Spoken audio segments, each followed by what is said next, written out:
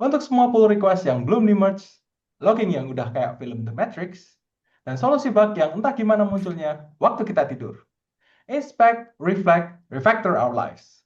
So boldly go behind the code into the life behind the push. This is Debug Live. Oke, hai guys. Hari ini kita ada Thomas Onggo. Bener ya, namanya Thomas Onggo. Mm-mm. Nah, ini Thomas Onggo ini aku undang di podcast Debug Live ini. Dia adalah seorang founder dari Stellar Horizon Studio dan dia seorang 3D artist di mana Stellar Horizon Studios ini adalah studio yang fokusnya di 3D art dan ke arah gaming, virtual production, dan juga simulation industry. Nah, di sini juga Thomas lulusan dari Petra Christian University, lulusan dari arsitek nih, Iya. tiba-tiba masuk ke 3D. Gimana ceritanya nih, Thomas?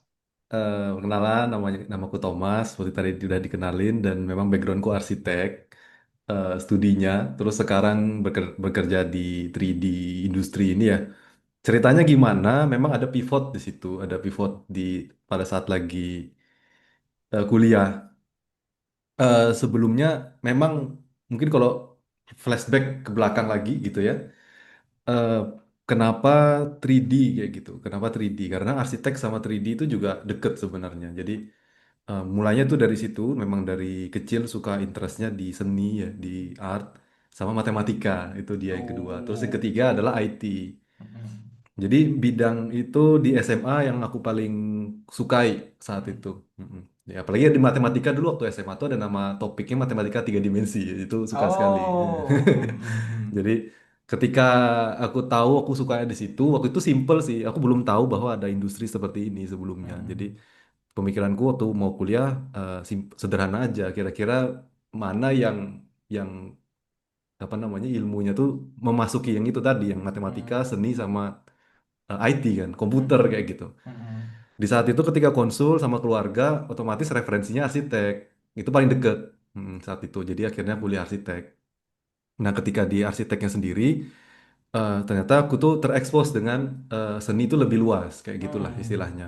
Dari desain bangunan kan ada juga, terus sampai ke organisasi juga aku ikut Mm-mm. kayak publikasi, terus desain poster, kayak gitu-gitu, dua dimensi kan itu. Mm-mm. Terus ada, eh, aku tuh ikut kayak sebuah organisasi itu yang dimana di situ ada 3D animasinya dan aku Mm. ikut dulu pertama di situ sih coba ngulik-ngulik terus akhirnya lumayan tertarik kayak gitu kan terus kalau dari interest di dunia gamenya itu memang sudah ada dari kecil jadi memang dari orang Mm. tua sudah dukung sudah kasih aku mainan ya dari kecil kayak gitu-gitu terus dikasih tontonan animasi kayak gitu-gitu dari kecil nggak terlalu dilarang lah istilahnya. Mm.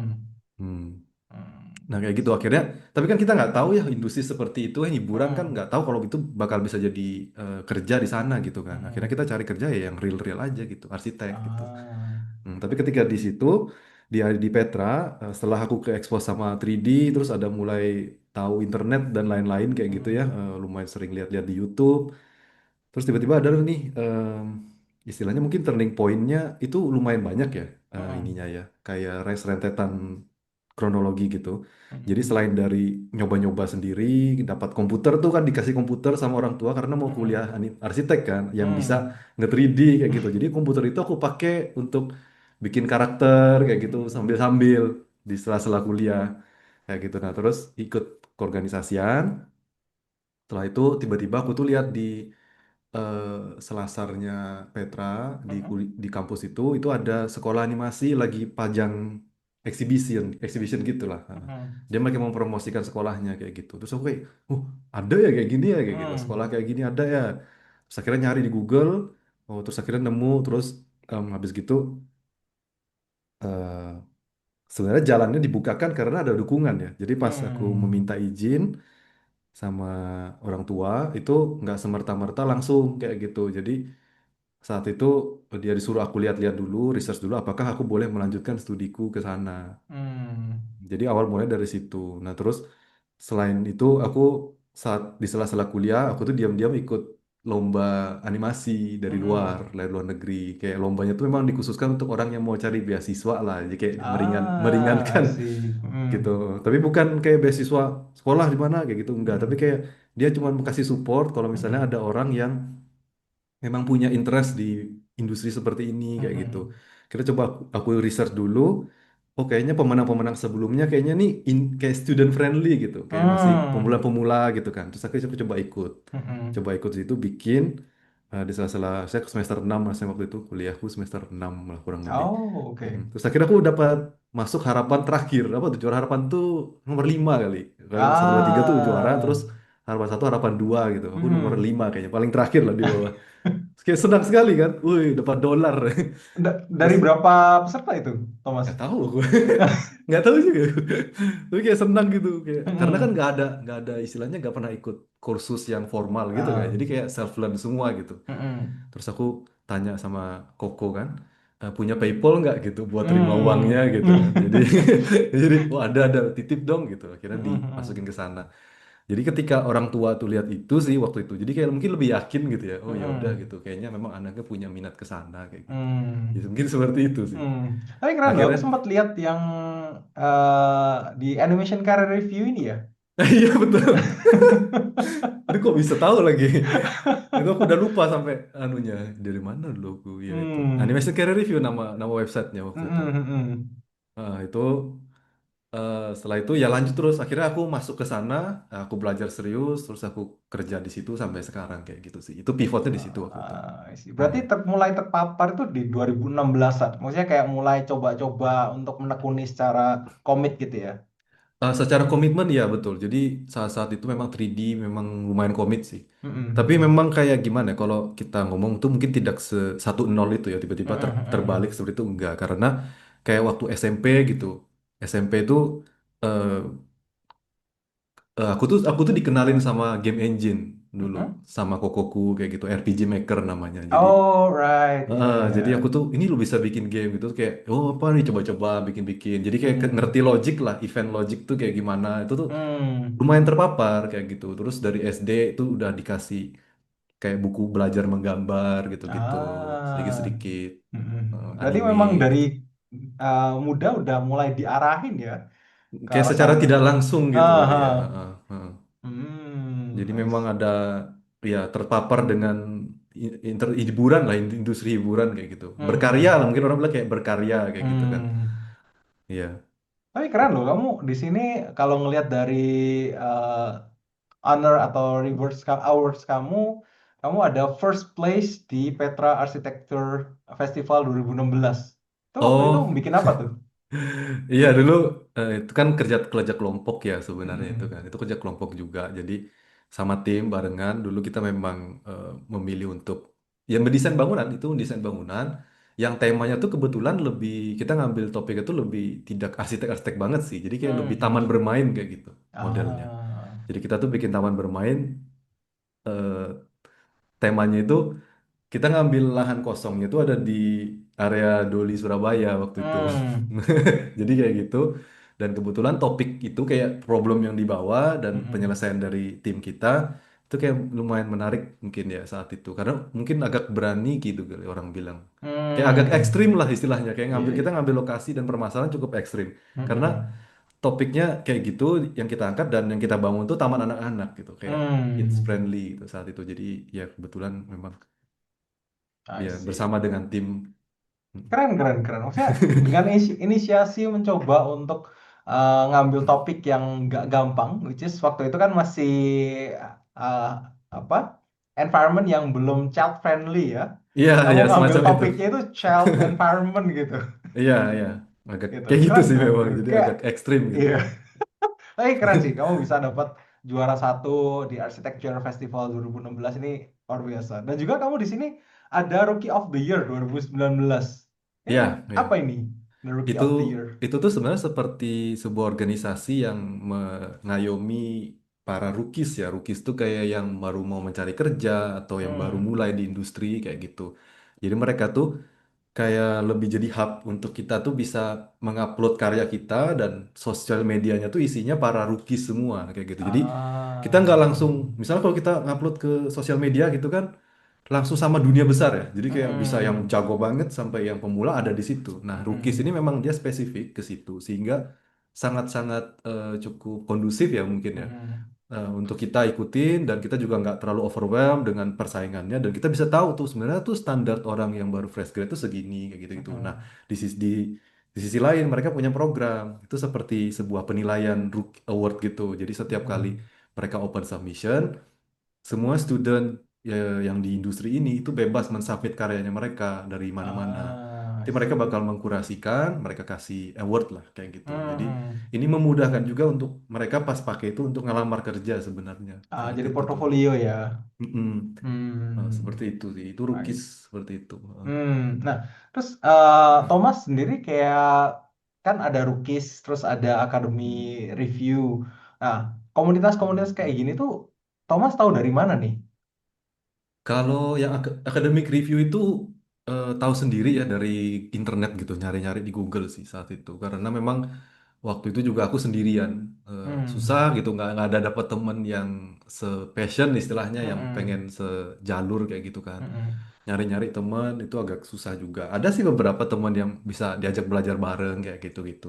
Tapi kalau yang animation career review memang waktu itu nyari sendiri, ada di situ. hmm, Nah kalau Rookies itu memang kayak mereka cukup marketingnya cukup gencar gitu. Jadi kalau kita lagi oh, belajar lah secara umum itu pasti bakal kepapar gitu di sosmed mm-mm, kayak gitu-gitu. Terus dari sekolahnya ku dulu waktu itu juga terpapar juga dan kita semua kayak sama sesama teman-teman saling bagi info. Akhirnya ya hitungannya apa ya itu ya dari environment kali ya. mm-mm, Hmm, mm-mm. tahunya Oh, dari lingkungan gitu. I Hmm. see. Berarti waktu zaman-zaman kuliah arsitek, Thomas Hmm. sendiri itu udah mulai develop atau berkarya di 3D ya? Hmm. Hmm. Bikin kayak art-art kecil, terus juga submit ke akademik dan The Rookies. Ada nggak kayak proyek besar atau proyek yang memorable buat Thomas di awal-awal Thomas masuk ke 3D artist gini? Waktu di kuliah tuh ada, jadi itu tuh projectnya tuh setiap tahun itu selalu Mm-mm. ada ospek kan, Mm-mm. dan ospek itu selalu mengeluarkan maskot. Nah, maskot itu kan ada desainnya tuh kayak Mm. eh, di, di kita tuh perlu bikin animasinya untuk mengenalkan maskot itu. Mm-mm. Nah, dulu itu tuh awal-awal aku kayak bener-bener mengerjakan sampai jadi. Jadi itu Mm. tuh waktu itu bener-bener mengerjakan itu tuh sampai jadi gitu, sampai ditonton Mm-mm. orang Mm. di sama-sama mahasiswa baru kan itu nonton Mm. gitu. Itu aku ikut ospek panitia itu 2 tahun. Jadi ada 2 karyaku sama dengan tim juga sebenarnya yang Mm-mm. ada di Petra lah istilahnya kayak gitu sih. Nah Mm. itu awal-awal di situ sih itu karya yang lumayan memorable gitu karena itu Mm. kayak gimana ya ngomongnya ya. Mungkin kalau ngeliat gitu kayak ih kenapa gini dulu bikinnya gitu ya. Tapi kayak saat itu tuh bangga banget. Iya Hmm. saat itu ya. Karena bisa publikasi karyanya Thomas ya. eh iya mungkin dulu kayak jadi macam mungkin validasi juga kali. Oh ternyata Hmm. orang-orang suka kayak gitu kan. Oh yakin jadi Mm-mm. makin pede sama kemampuan gitu. I Hmm. see. Thomas tadi sempat cerita kan, kayak environmentnya Thomas sendiri juga nggak terlalu kondusif waktu itu. Nah, gimana Hmm. cara Hmm. Thomas itu bisa keep on fighting bahwa 3D ini adalah jalan ninjaku gitu? Agak susah ya. Aduh gimana ya. Kayak mungkin kita lebih ke arah aku nggak bisa bohong sama diri sendiri gitu mungkin. Jadi Hmm. kadang-kadang kita bisa lihat sekeliling kita, terus kita terpengaruh kayak gitu sama sekeliling kita juga. Semua orang ngerjain apa, kita ngerjain apa. Memang saat itu yang aku kerjakan tuh berbeda gitu dari yang lain. Aku ingat banget sih memang ada momen-momen semua orang sibuk arsitek, memang kan di jurusan itu gitu. Tapi ketika aku di situ dia bilang aku orang yang membelot lah istilahnya di situ. Hmm. Dan aku tapi di sisi lain tuh nggak sepenuhnya tidak kondusif memang Hmm. sesepi itu dan sesendiri itu mungkin bisa dibilang kayak gitu cuman di sisi lain kan aku tiba-tiba menemukan lingkungan tuh di kepanitiaan kampus Hmm. di mana di situ kan semua yang di jurusan lain ada kan termasuk DKV tuh akhirnya yang DKV ini Hmm. bisa relate. Jadi bisa I bisa see. ngobrol lah sedikit-sedikit sama anak DKV Hmm. untuk kayak gini sih ya hal Hmm. kayak gini dan eh ya eh, bisa dibilang mungkin secara natural gitu kan ya secara natural aja gitu sih tetap tetap Hmm. tetap tetap berusaha dan nggak terlalu terpengaruh gitu sama surroundingku saat itu kayak gitu kerja Ah, sendiri kayak gitu. I Mm-mm. see. ngomong-ngomong kayak tadi tentang tools gitu ya. Waktu awal-awal Hmm. Thomas belajar 3D itu apakah dari RPG Maker atau apa nih? Awal aku belajar 3D itu waktu di SMA sebenarnya nih lagi kayak Hmm. beda lagi nih ceritanya. Iya, jadi di SMA tuh ketika aku tuh sudah tahu aku mau masuk arsitek kan bisa milih Mm-mm. jurusan ya di SMA. Udah tahu nih, udah nge-state kita kalau kita bakal masuk arsitek mungkin sedikit Mm-mm. sekitar kelas 2 SMA gitu ya sebelum Mm-mm. kelas 3 gitu. Nah, waktu itu ketika lagi jalan pergi ke sama temen ke mall, Mm-mm. dulu SMA aku di Malang jadi ke Matos saat itu Malang Town Mm-mm. Square terus ke Garamedia. Nah terus aku pengen belajar dulu nyicil gitu buat belajar jadi Mm-mm. arsitek kayak gitu. Jadi aku nyari buku AutoCAD waktu itu. Oh, Hmm. udah advance banget ya untuk. Saat itu nyari buku AutoCAD terus tak bawa pulang dikasih CD kan buat nginstal juga kan Mm-mm. biasanya gitu-gitu. So aku install di laptopku nggak punya graphic card jadi ternyata nge-lag banget ternyata di laptopku saat Hmm. itu. Jadi waktu itu aku bikin pertama kali itu mencoba membikin update tempat tinggalku sendiri gitu tak bikin dari Hmm. buku itu pertama kali aku nyentuh 3D saat itu. Oh, I see, I see, I see. Itu berarti Bikin purely dari buku belajarnya. iya, buku Gramedia itu waktu itu. Oh, gila, Heeh. keren. Berarti Akses AutoCAD 2000 berapa ya waktu aduh itu? nggak inget ya itu ya nggak inget sih. Hmm. Itu kalau tahunnya sih 2000 berarti 2011 mungkin saat Ah. itu. Terus selain Iya. AutoCAD, setelah AutoCAD habis itu belajar tentang apa lagi? eh un- untuk mungkin yang mendukung itu Photoshop kali ya saat itu. Hmm. Jadi memang aku juga belajar bikin poster waktu di SMA, bikin-bikin apa tuh zaman-zaman alay itu kayak image apa ya namanya manipulation gitu loh, foto manipulation gitu. Oh, hmm. Bikin ada api-api di alay banget ya. Iya itu kayak gitu-gitu kan banyak banyak Hmm. blog-blog ya di internet tuh cara how to kayak gitu. Cara kamu Hmm. bikin api, cara bikin matamu berbinar kayak gitu-gitu. Itu bikin-bikin gitu sih dulu saat Hmm. SMA. Jadi Ah, I see. ya graphic design terus Hmm. 3D baru arsitek gitu. Dan Blender animasinya waktu di situ baru tahu Blender di kuliah. Oh, oke, animasinya waktu Hmm. kuliah baru tahu ya. Bener. Hmm. Nah, Iya, iya kayak ngomong-ngomong gitu. soal kayak Thomas sekarang ini udah membuat bisnis sendiri sih, Stellar Horizon Studios. Nah, startnya itu gimana sih, Thomas? Waktu itu kan aku ngeliat dari experience kamu, kamu udah pernah nih kerja di Bandai Namco Studio Malaysia. Udah Mm-mm. orang semua pasti tahu lah Bandai kan. Terus abis Mm-mm. itu kamu juga sempat di level artis, di mana kamu ada publish satu 3D model untuk Stellar Blade, which is triple A game Mm. kalau nggak salah ya waktu itu. Iya. Gitu. Nah, gimana Mm-mm. dari Thomas sendiri tuh kepikiran, ini waktunya untuk bikin bisnis lagi nih. Padahal portofolio Thomas sudah keren-keren nih. Oke, ini cukup complicated ya sebenarnya. Heeh. Cukup cukup rumit ya. Jadi Nah, pertama-tama tidak ada waktu yang tepat untuk melakukan itu. Nggak ada waktu yang tepat untuk kapan memulai ini kayak gitu. Dan sebenarnya setiap orang menurutku punya pengalaman yang berbeda-beda dan alasan yang berbeda-beda. Kenapa dia harus memulai gitu. Dan kalau aku sendiri tuh sebenarnya mungkin peristiwanya lumayan panjang. Jadi berawal dari COVID dulu, ya kan. Jadi pertama kali hmm, COVID itu aku baru baru masuk ke Streamline yang mengerjakan Stellar Blade itu tadi di situ. Jadi COVID terjadi dan remote. Pulang aku ke Surabaya dari Malaysia. Aku hmm, coba kerja di sini sebagai remote employee kayak gitu, kayak hmm, biasa. Eh, Setelah itu memang aku selalu kepikiran mungkin kayak sampai kapan kayak gitu ya. Kayak ada pertanyaan-pertanyaan seperti itu sih. Dan juga ada faktor keluarga kayak gitu. Keluarga itu aku jauh kan aku merantau di Surabaya. Jadi aku jauh dari hmm, orang tua kayak gitu-gitu. Dulu waktu di Malaysia rasanya lebih jauh lagi. Jadi hmm, awalnya masuk ke Malaysia tuh kayak berkarir ya. Kayak berkarir hmm, seperti itu dapat pekerjaan. Tapi pas sudah tinggal di sananya itu terasa mungkin kurang gimana ya kayak nggak klop-klop banget sama aku sebagai individu gitu. Kayak tahu hmm, ketika jauh dari keluarga. Mm-mm. hmm, Mungkin lebih ke arah keluarganya. Dari sisi lain itu keluarganya waktu itu perlu perlu apa istilahnya kayak ada orang tua sakit gitu. Jadi kayak kita Hmm. tuh yang jauh nih agak kepikiran, saudara Hmm. sakit kayak gitu kan, ada saudara sakit kayak kepikiran kayak gitu, nggak bisa. Ya mungkin karena distance aja, padahal juga kalau Hmm. deket kita nggak bisa ngelakuin banyak hal ya sebenarnya kurang lebih. Hmm. Tapi berada jauh itu lumayan mengusik gitu waktu itu. Aku secara Hmm. pribadi. Mm-mm. Nah terus setelah aku pulang ke sini lagi tadi ya ke pas COVID itu, aku memang melihat di sini itu nggak terlalu banyak pilihan untuk Hmm. berkarir lanjutanku kemana kan kayak kita dari pertanyaan gitu. Hmm. Nah nggak terlalu banyak pilihan, terutama di kota aku tinggal Surabaya. Mungkin kalau di Tangerang, Jakarta ada pilihan ya lumayan banyak Hmm. ya. Hmm. Nah di sini tuh kayak kurang dan aku memang memutuskan untuk tinggal di sini kayak gitu. Jadi, aduh nggak ada pilih, nggak ada tempat nih, ya udah bikin tempat gitu. Jadi, jadi kayak gitu. Terus ya, Hmm. ya pas bikin naif-naif gitu sih, Hmm. Koyan. Jadi aku nggak terlalu banyak mikir kayak gimana nantinya, pokoknya coba dibikin dulu kayak gitu. Jadi Hmm. awal mulanya seperti itu sih. Tapi sebelumnya mungkin kepercayaan dirinya itu nggak langsung semerta-merta karena reason seperti itu ya. Karena kan Hmm. sebelumnya aku juga freelance. Hmm.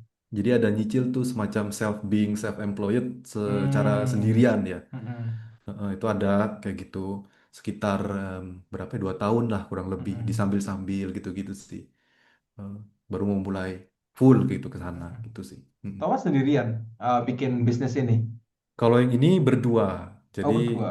saat itu aku tahu aku nggak bisa sendirian. Mungkin karena aku kalau ngeliat kalau misalnya aimku cukup jauh, cukup Hmm. panjang, kayaknya aku nggak mungkin sendiri pergi ke sana kayak gitu. Aku perlu setidaknya ada orang yang partner kayak gitu. Hmm.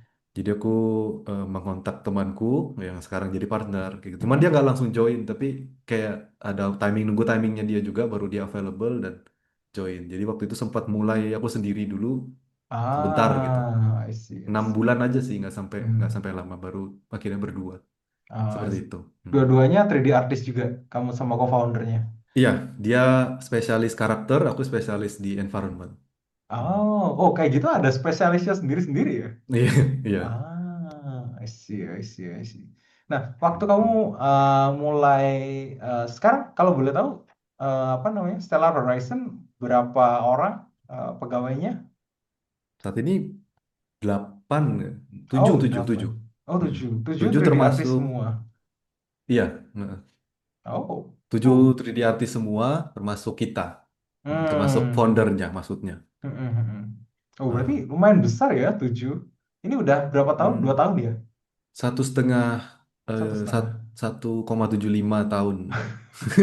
Hampir Sebentar dua lagi. tahun ya. Hampir 2 tahun Hampir ya. 2 tahun ya. Iya, Nah, iya. terus abis itu kan kamu sekarang kalau nggak salah cerita semuanya remotely ya. Betul, betul. Nah, tantangan apa sih kalau misal kita ngomong 3D artis doing remotely semua kayak gitu? Tantangan ada banyak ya tantangannya sebenarnya tuh nggak cuma dari 3D-nya aja. Jadi kayak Mm-mm. studio in general juga memiliki tantangan yang sama. Itu kalau menurutku sih lebih ke connect-nya kita kepada sesama kolega ya. Itu agak Mm-mm. agak susah. Jadi harus ada effort-effort yang berbeda dan lebih unik sedikit gitu untuk kita bisa saling kenal dan saling kenal kan kurang ya, kurang cukup ya. Tapi Mm-mm. kalau misalnya kita ngomong project itu tipenya kolaboratif gitu, kayak bertukar pikiran seperti Mm-mm. itu tuh harus ada kayak kemampuan kita untuk mengekspresikan apa yang kita pikirkan dan juga mendengarkan kolega kayak gitu. Dan Mm-mm. itu tuh bisa terjadi menurutku kalau kita tuh udah semakin dekat dan solid kayak Mm-mm. gitulah. Dan itu tuh agak sulit untuk dibangun di remote. Mm-mm. Terlebih lagi di industri ini tuh banyak introvertnya menurutku sih ya. Introvertnya terlalu banyak ya Mm-mm. daripada extrovert. Jadi Mm-mm. agak ya gitulah agak semacam gitu sih kalau soal dari environment. Tapi ya Mm-mm. banyak positifnya juga sebenarnya karena Mm-mm. memang kembali lagi introvert gitu. Mereka mungkin nggak terlalu suka untuk keluar-keluar dan tidak commute Mm-mm. juga gitu. Jadi memang remote sekarang sih kita remote gitu sih. Mm. Kebanyakan teman-teman di area Surabaya atau ada yang di luar pulau? Kalau sekarang di foundernya itu Surabaya dua-duanya, tapi yang Oke. semuanya sisanya di Jawa Barat di sekitar Jabodetabek, eh, Oh, I Jakarta dan see. Tangerang kayak gitu. Rata-rata Jakarta, Hmm. Tangerang, Bekasi Hmm. seperti itu sih. Kebanyakan 3D artis nyarangnya di Jawa Barat sana ya? Em, Sebenarnya di setiap Jawa Barat, Jawa Timur, Jawa Tengah ada kotanya yang lumayan banyak istilahnya talentnya ya. Mm-mm. Jadi kalau di Jawa Barat memang di situ, kalau di Jawa Timur itu Malang sebenarnya. Oh. Menurutku sih ini, menurutku Malang Mm-mm. lumayan banyak. Nah, kalau Jawa Tengah tuh Jogja atau Solo Mm-mm. gitu, Jogja gitu. Hmm. Sebenarnya ada Ah. sih beberapa kayak studio-studio lumayan established di daerah-daerah seperti daerah-daerah ini Mm-mm. tadi. Hmm. Nah, Kalau ngomong mm, kayak studio gitu ya, kayak mm. dulu kalau nggak salah sempat ada salah satu cabangnya Square Enix, studio Square Enix yang buka di Surabaya kalau nggak salah waktu itu. Aku agak lupa Oke. namanya apa. Nah, terus setelah itu kan aku mencoba untuk riset juga studio di Mm, Surabaya, di Indonesia. Jarang ada yang muncul benar-benar di permukaan gitu. Ada Kak, mungkin ketika benar-benar research baru ada. Tapi kayak mm. seperti Stellar Horizon, ada another one kayak Korokun atau yang lainnya, itu something yang rasanya kayak di balik layar terus-terusan gitu. Gitu. Oke, oke. Gimana menurutmu kayak industri studio, 3D artist studio di Indonesia? Kalau menurutku yang tadi itu ya statement yang seperti itu tuh memang itu juga aku rasakan Mm-mm. termasuk dari kita sendiri ya nggak terlalu muncul ke permukaan. Pertama setelah aku mendalami mungkin aku bisa semacam mengambil garis bawah sih mungkin itu nggak selalu benar ya tapi kayak Mm-mm. kemungkinan besar kayak gitu. Kenapa? Jadi pertama kalau studio itu dia punya produk sendiri dia akan masuk ke permukaan karena kan dia mau Hmm. mengenalkan produknya ya. Mm-mm. Jadi kalau dia punya game sendiri, misalnya animasi IP-nya sendiri, itu bakal lebih kedengaran, lebih sering terdengar. Kayak gitu. Hmm. Contoh kayak disebut tadi Square Enix. Square Enix kan punya gamenya sendiri. Terus Mm-mm. Bandai Namco tadi juga dia punya game sendiri kayak gitu. Tapi kayak di studioku yang lanjutannya setelah Bandai Namco itu mungkin juga nggak kedengaran. Padahal orangnya banyak di dalam sana, 100 lebih kayak gitu. Dan Ah, I see. mengerjakan Street Fighter kayak gitu, kayak Stellar Blade tadi Mm-mm. juga. Besar-besar proyeknya. Tapi kita mungkin tidak terlalu terdengar di telinga orang awam ya. Mm-mm. Karena mereka kalau sudah istilahnya itu yang bukan produk sendiri, jadi kayak B2B Mm-mm. outsource service kayak gitu. Hmm. Mm-mm. Itu mungkin lebih dikenalnya ke si pemilik IP sih. Kayak Ah, I yang mereka yang see. punya title-title itu lebih kenal sama Mm-mm. studio-studio kayak gini karena memang marketnya berbeda. Jadi Mm-mm. makanya kan nggak kita kayak di belakang layar feelingnya seperti itu. Iya. I see. Nah, kalau Hmm. ngomong kayak, oke, kalau 3D, kita, kalau menurutku, 3D itu kan kayak cukup luas. Dan sekarang kamu ngelihat niche-nya itu atau path kamu adalah di bagian game gitu ya. Mungkin Hmm. 3D di game. Terus kamu bisa dapetin project kayak di Valorant gitu. Gimana ceritanya, Thomas? Di-spill. Nah, oke. Jadi em, itu mungkin lebih ke arah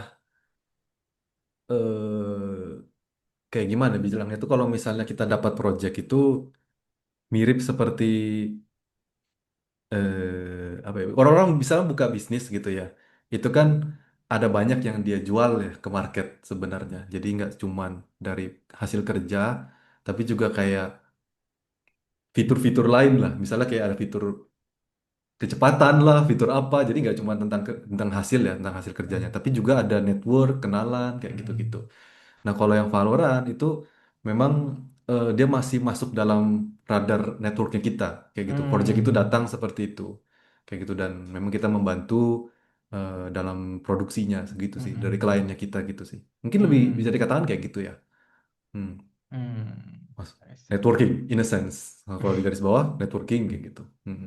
Ya Tapi ya memang. kita kalau ngomong network kan mungkin nggak cukup juga. Kadang-kadang orang juga Hmm. harus lihat portfolio kayak gitu. Jadi kayaknya Betul. itu semacam satu kesatuan ya aku bilang ya. Mm-mm. Jadi dari portfolio juga harus ada, terus presence-nya kita sebagai founder juga mungkin dinilai, Mm-mm. reputasi kan namanya juga referral kayak gitu-gitu kan. Apa yang orang katakan tentang kita. Jadi itu tuh semacam kalau dikatakan sampai ke sana ya prosesnya mungkin lumayan semua pilar tuh ada gitu. Semua pilar. Hmm. Mm-mm, I see. mm-mm, Tapi keren sih bisa punya network sampai ke Valorant, which is gimana sekarang siapa orang yang nggak tahu Valorant gitu? Maksudnya yang dalam environment game ya, suka main game, mm. kebanyakan pasti tahu tentang Valorant. Itu berarti network value kamu udah luar biasa nih, Thomas.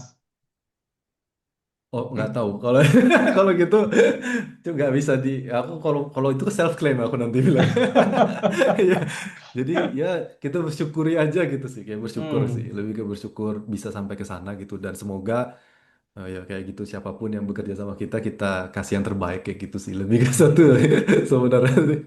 Tapi kalau kita ngomong kayak game triple A dan juga Hmm, game yang indie gitu, Iya. pasti kan kayak tingkat kesulitan dan juga quality assurance di produk akhirnya itu pasti beda levelnya. Mungkin bisa Hmm. diceritain, Thomas. Iya memang kalau untuk yang tadi triple A ya masuknya ya. Mm-mm. Iya memang kalau triple A itu lumayan tinggi ya, jauh bedanya dengan indie. Kalau kalau indie banyak hal yang dimaafkan lah istilahnya dalam segi produk Hmm. gitu. Dan kadang-kadang kita yang bekerja pun punya mindset yang berbeda. Harus kalau misalnya udah ngarap dua project ini, kalau yang indie kita kayak harus bisa nge-let go gitu. Kadang-kadang kita kebiasaan untuk nitpick kayak gitu ya, karena kebiasaan itu di triple A semuanya serba detail banget sampai Hmm.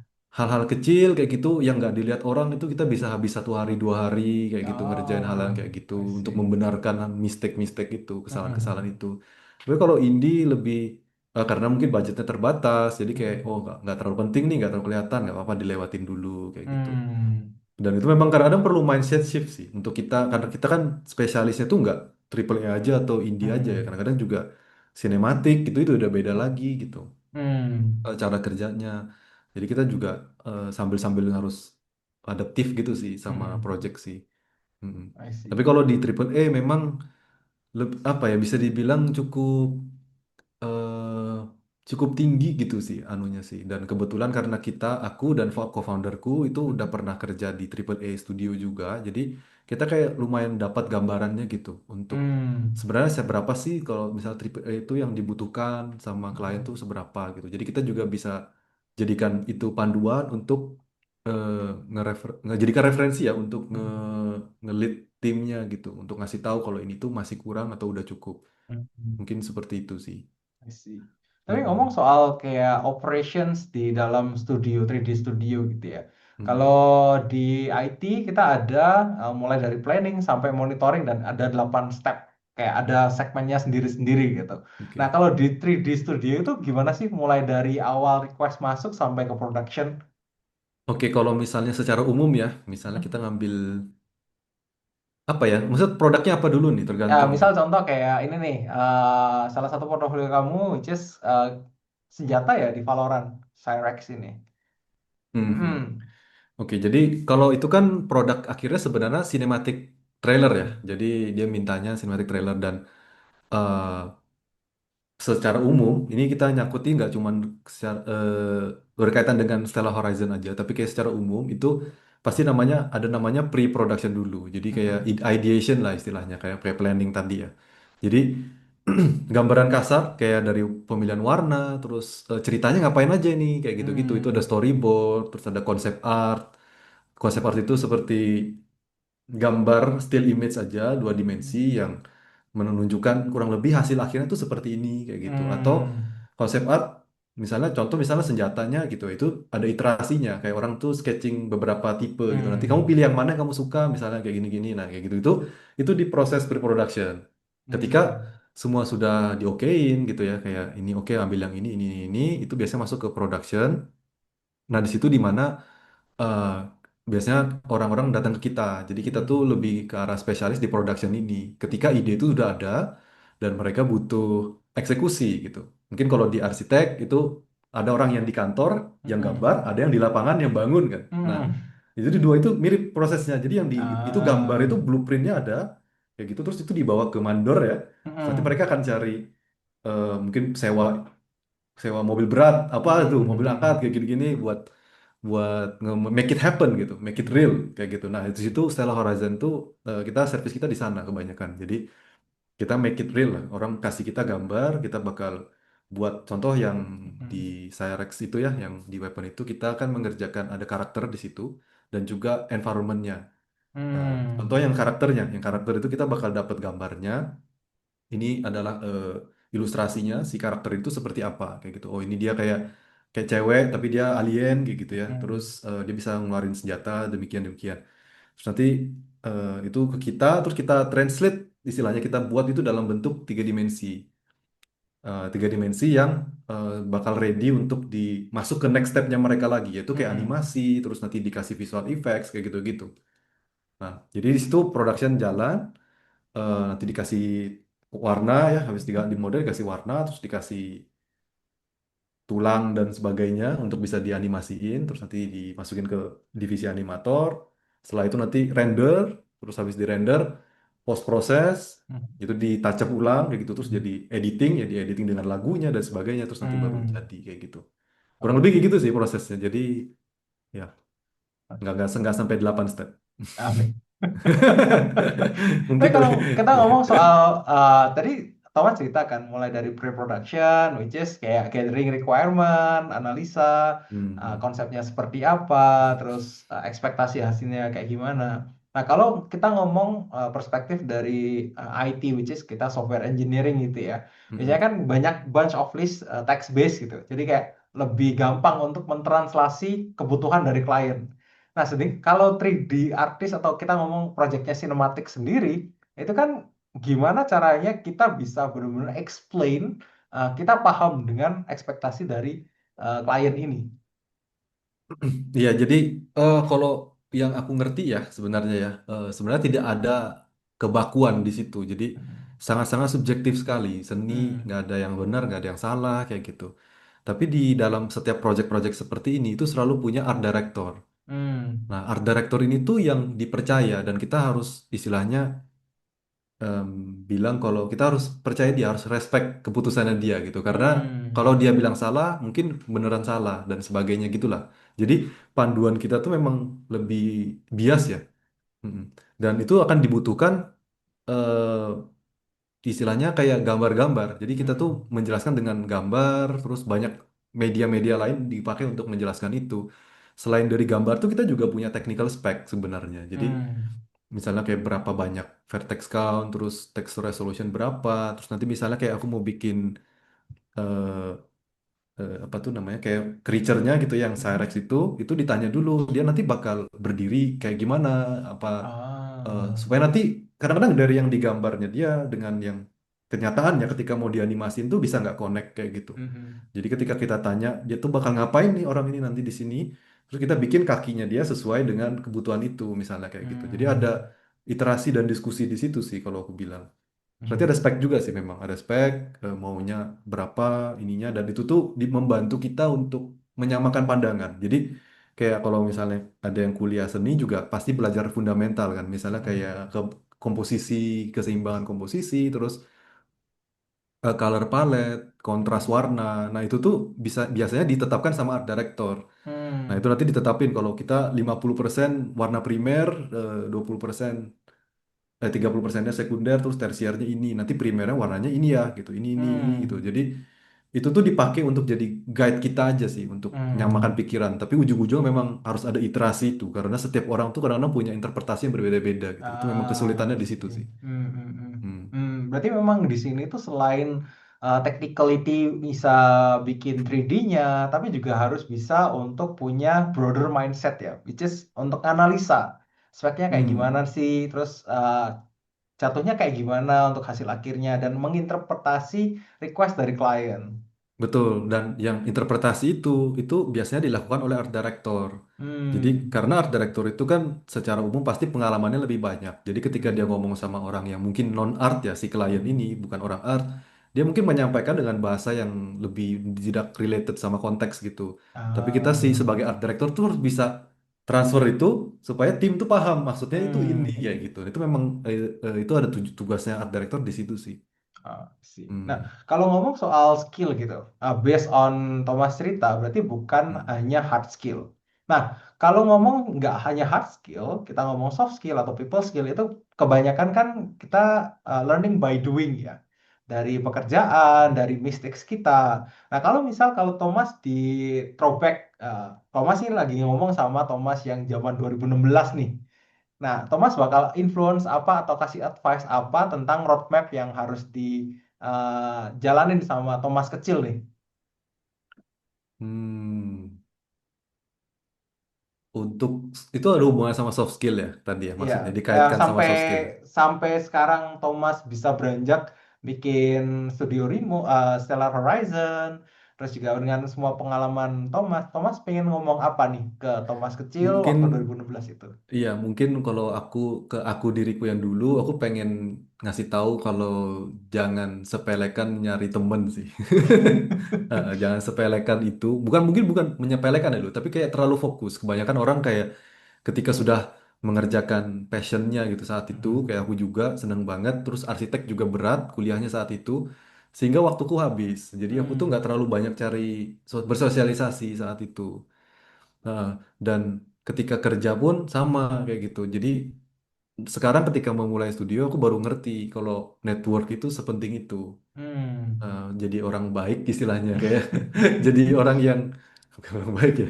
Apa ya? Sebetulnya kayak orang yang trustworthy terus kayak Hmm. kenal sama banyak orang terus tidak menimbulkan bad impression mungkin yang kayak Hmm. gitu-gitu sih. Dan dulu tuh aku kayak nggak terlalu punya common sense ke sana kayak gitu. Hmm.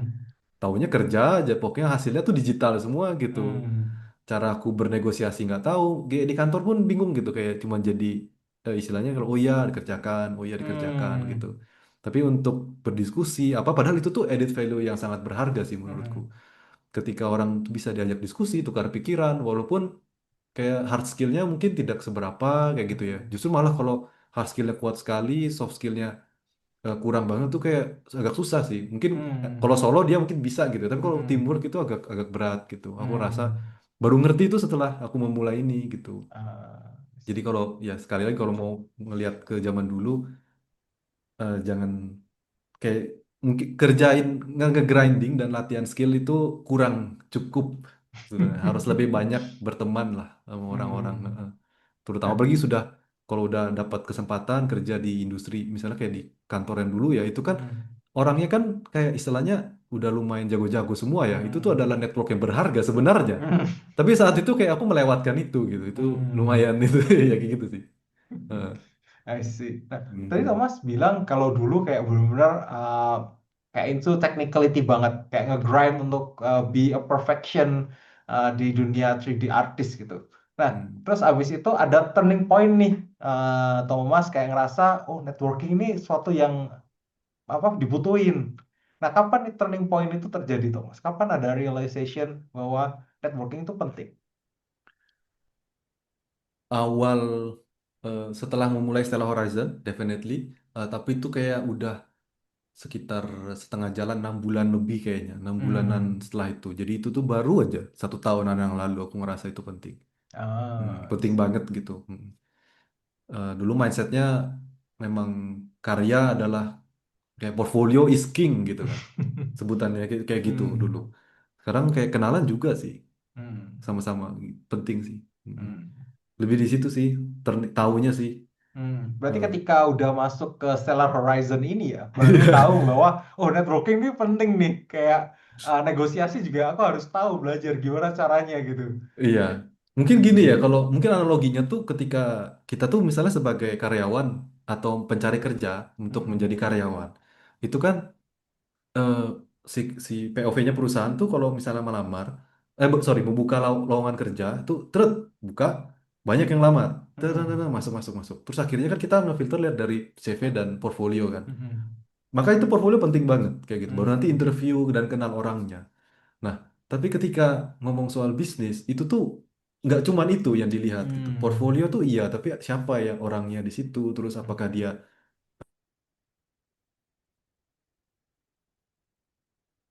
kalau ngomong sudah kerja sama bisnis, aku baru nangkepnya itu semuanya. Jadi manajemen, Hmm. manajemennya juga kerjasama, terus Hmm. kerjaan 3D-nya juga kerjasama, payment, finance juga bareng-bareng kayak gitu. Kita mau make sure itu semua smooth gitu, supaya itu Hmm. kerjasamanya memang enak gitu dan itu ternyata yang dicari sama orang karena ya uang yang dilibatkan kan juga lebih banyak kan jadi kayak Ya. ekspektasi itu lebih tinggi kayak gitu Hmm. itu baru baru ngertinya di situ sih. Dan ketika aku mau misalnya kayak kita mau mencari teman satu tim untuk mengerjakan bisnis ini otomatis kita pengennya tuh orang yang punya mindset seperti itu kayak gitu. Hmm. Hmm. Mungkin juga bisa dikatakan kenapa aku nggak berpikiran seperti itu dulu karena kalau kita ngomong korporat itu kan kayak masuk pokoknya kamu kerjain aja apa yang kamu kasih gitu Hmm. feelingnya seperti itu Hmm. dan dulu banyak sekali karyawannya kan di kantorku kan ada 100 terus yang lanjutnya juga 100 jadi task yang dikasih ke aku tuh spesifik banget dan kayak nggak usah lah kita lihat-lihat yang lain kayak gitu. Pokoknya Hmm. fokus aja ngerjain ini kayak gitu. Akhirnya aku juga nggak aware, nggak punya awareness terhadap itu sih. Hmm. I see. Hmm, hmm, hmm, Nah, kalau kita ngomong soal pekerjaan bisnis, kita ngomong pekerjaan. hmm. Menurut Thomas, peluang 3D artist di Indonesia itu gimana sih? Bagi mereka yang lagi pursue, kepengen nih ke arah 3D artist, terus sedangkan di Indonesia sendiri kan agak jarang. Mungkin kayak Hmm, hmm. tersounding bahwa dibutuhin 3D artist gitu. Peluangnya gimana, Thomas? Peluangnya kalau menurutku ada hal baik dari industri ini itu namanya industrinya tuh aku bilang dia tuh muda sebenarnya industrinya. Hmm. Muda kayak gitu. Bukan muda, muda, young ya. Jadi bedanya apa kalau industrinya tuh muda dengan yang enggak? Eh, untuk menjadi generasi pionir tuh lebih mudah. Kayak contoh nih, misalnya aku mau masuk ke industri yang lebih lama ya, kayak dokter atau Hmm. lawyer. Itu tuh kan ketika kita masuk ke pasar ya sebagai ini, itu kita langsung dibandingin sama yang udah 50 Hmm. tahun, 40 tahun kayak gitu. Hmm. Makanya menurutku setiap kali ada industri yang bergerak, misalnya ada industri baru yang muncul, itu sebenarnya sebuah opportunity untuk kita tuh masuk duluan kayak gitu sebagai Hmm. istilahnya tadi generasi pionir itu mungkin ya. Hmm. Em, untuk memang akan ada challenge-challenge tersendiri ya di situ karena kita pertama belajar dari sepuhnya nggak ada, istilahnya Hmm. sepuhnya tuh nggak ada kan karena kita baru gitu. Hmm. Jadi belajarnya tuh agak meraba-raba dan hit and miss juga gitu. Kadang kita bisa Hmm. meleset, tiba-tiba industri nggak butuh kita. Jadi agak nggak stabil kayak gitu. Hmm. Dibandingin industri yang tadi yang disebutkan itu yang udah lama. Termasuk industri arsitek gitu. Arsitek juga Hmm. lama Hmm. ininya, usianya. Nah, di situ tuh menurutku opportunity. Nah, untuk Indonesianya sendiri saat ini tuh jauh lebih berkembang daripada sebelum-sebelumnya. Dari zaman aku kuliah dulu, banyak sekali Hmm. industri baru bermunculan. Walaupun memang eh, nggak mungkin tidak untuk bisa mencakup banyak kalangan ya kayak Hmm. beberapa orang harus pindah ke Jawa dulu mungkin kayak gitu yang dari Hmm. luar Indonesia dari luar Jawa itu untuk bisa dapetin karir di sini kayak gitu harus ke Jawa Barat Jawa Tengah kayak gitu sih memang ada semacam kayak kalau aku bilang secara Southeast Asia misalnya oh industri ini masih muda di Indonesia tuh lebih muda lagi gitu lebih lebih Hmm. early lagi sebenarnya gitu sih. Nah, jadi tergantung sekarang kayak tergantung dari POV-nya teman-teman gitu yang misalnya memang mau masuk ke industri ini, eh, kalau misalnya itu menarik gitu untuk kita lihat untuk bisa masuk ke sana, itu nggak apa-apa sebenarnya. Tapi di sisi lain sebenarnya tuh ada satu hal yang wajib sebelum kita lihat dari opportunity-nya, Hmm. yaitu apakah kita tuh punya passion di sana atau enggak. Itu tuh Hmm. penting banget di sini tuh. Aku bisa bilang memang industri ini tuh passion industry sih. Em, kalau nggak passion tuh akan susah untuk sustain, bertahan, gampang gampang Hmm. capek kayak gitu mungkin ya. Hmm. Eh, dia namanya juga art field ya, jadi Hmm. bidang seni itu bisa kita samakan dengan musik, terus kayak orang kalau main musik harus latihan tiap hari, harus seneng sama Hmm. musiknya kayak gitu, atau misalnya olahraga, itu Hmm. aku bilang mirip sebenarnya sama sama Hmm. industri 3D ini. Kalau kita nggak suka gitu ya, masuk dalam kamar, terus kerja aja itu kayak gitu sampai Hmm. seharian natap komputer atau ngegambar. Nah, kalau itu nggak suka, harus berpikir dua kali tiga kali sih. Kenapa kamu mau Hmm. masuk ke sini sih kayak gitu. I see, I Mm, see. Thank mm, you, Thomas. Thomas, kita habis ini terakhir nih sesinya. Tapi sebelum mm. kita akhiri sesi ini, kita mau have fun dulu sedikit nih. Kita udah seru-seruan tadi, serius banget. Kita mau make fun dulu. Kita ada sebuah segmen untuk challenge Thomas untuk bisa menggambar dalam 1 menit sambil kita tanya-tanya quick fire round nih. Sudah siap, Thomas? Ya, ini disclaimer ya sebagai 3D artist nggak harus pintar menggambar. Nah, itu dia. Oke, kata atau topik yang harus Thomas gambar adalah Mecha Chicken Warrior. Mecha Mecha Chicken Warrior. Chicken Warrior. Oke, kita mulai dari Ah, sekarang. 1 menit ya? 1 menit. Ya Thomas, ampun. software 3D pertama kamu yang install apa? AutoCAD, AutoCAD. Texturing atau modeling? Modeling, modeling. Yang paling sering cari referensi dari mana? Dari referensi itu dari Pinterest. The Art Station, sorry Art Station, The Art Station.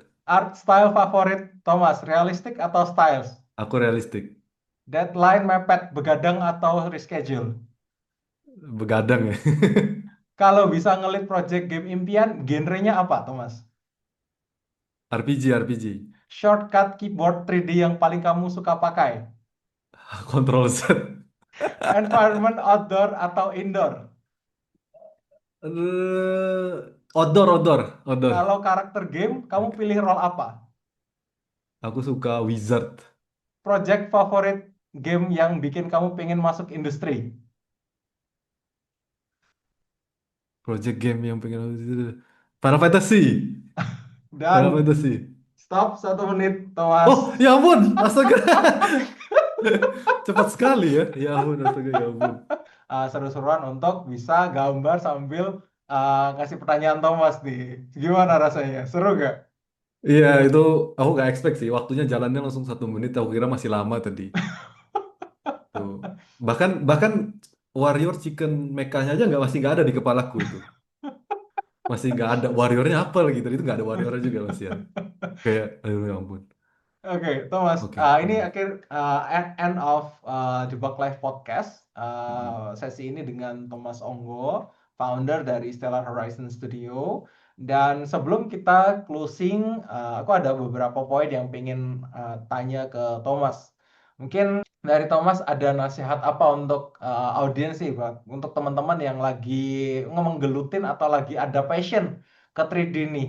Gimana Hmm. caranya dia bisa uh, benar-benar menekuni atau komit ke passionnya dan sampai ke tahap seperti Thomas. Oke, menurutku yang paling penting itu ada beberapa hal sih. Jadi ini paling penting dan lumayan penting ya, harus ada dua mungkin ya. Pertama itu adalah semangatnya. Jadi semangat ini tuh berentet menurutku. Jadi kayak dari sekarang tuh kita sudah cukup aksesibel untuk tutorial. Belajar dari YouTube, dari mana tuh sudah banyak banget. Dan itu tuh bisa dilakukan oleh banyak orang dengan cuman internet aja. Dan ini tuh aku sangat-sangat menyarankan untuk belajar kalau misalnya memang kita ngomong ke sekolah dan lain-lain ya. Jadi kalau memang mau memulai itu bisa secepat-cepatnya untuk memulai ini.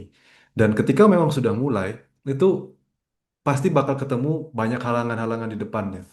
Dan kalau misalnya aku bisa bilang untuk mencapai level-level yang kita mungkin admire ya di internet, oh kamu main seperti ini, itu perjuangannya sangat-sangat jauh dan sangat-sangat berdarah-darah, aku bilang kayak gitu. Jadi itu harus dibilang wajib itu, kayak wajib seperti itu. Jadi Hmm.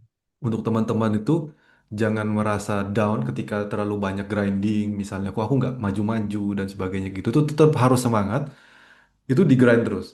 Di grind terus dulu saat aku belajar mulai komitmen di sekolah itu aku grind dari ini mungkin nggak sampai ekstrim banget ya tapi yang what works for me kayak gitu waktu itu kayak dari jam setengah 10 itu udah di depan komputer pulang ke rumah jam setengah 10 baru pulang jam 10 gitu dan itu setiap hari termasuk Sabtu Minggu dan tanggal merah jadi aku kayak nggak lihat eh, tahun baruan apa nggak ada lihat kembang api semuanya di dalam rumah gitu selama 1 tahun Hmm. full aku ngelakuin itu dan itu tuh kurang sebenarnya dan grind itu diteruskan lagi sampai sampai hari ini kayak gitu itu harus sepanjang panjang hidup jadi grind grind grind itu yang pertama itu yang paling penting jadi harus semangat dan yang kedua ini menurutku memberikan reason kenapa kamu harus grind terus setiap hari jadi yang keduanya adalah environmentnya jadi kamu mesti nyari temen atau nyari komunitas atau reach out sama siapapun kayak gitu yang bisa ngasih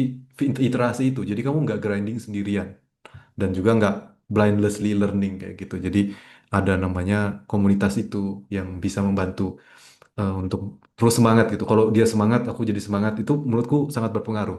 Hmm. Mungkin teman-teman ada yang lihat orang berhasil dengan underprivilege ya, misalnya kayak tidak punya tidak tinggal di kota besar, mungkin tidak banyak teman yang melakukan hal yang sama dan juga mungkin keterbatasan komputer kayak gitu-gitu. Tapi itu hanyalah satu dari sekian gitu. Kayak sangat-sangat kecil persentasenya. Hanya orang yang mungkin sejenius itu dan memang sehebat itu untuk dia belajar bisa seperti itu.